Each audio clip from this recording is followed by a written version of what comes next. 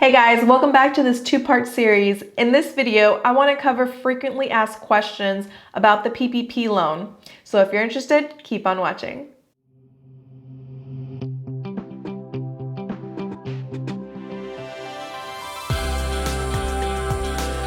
So the first question is, should you change your payroll bank account to the new PPP bank account? So at this point, I would recommend not to do that. And the reason is there might be expenses that are not allowed, such as payments to independent contractors, payroll fees, and reimbursable expenses. Now, if that payroll account is simply just payroll to employees and payroll taxes, then go for it.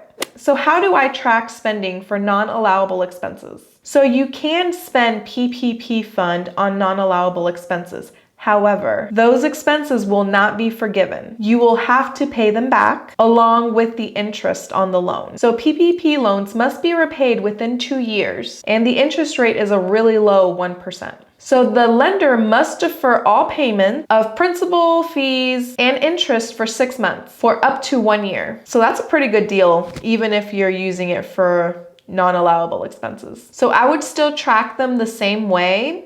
In the description, I would put NA or not allowable. That way you can distinguish between what's allowable and what's not. Now, the next question I get asked is, what are PPP allowable expenses? So the treasury.gov actually has a list, but we'll go ahead and jump into some of the items. So what can I use these loans for? So you can use the proceeds of these loans for payroll costs, including benefits, interest on your mortgage for the business that was incurred before February 15th, 2020. Rent, as long as it was under lease before February 15th, 2020. And utilities, as long as service began before February 15th, 2020. So what counts as payroll costs? So salaries, wages, commission, and tips capped at $100,000 per year for each employee.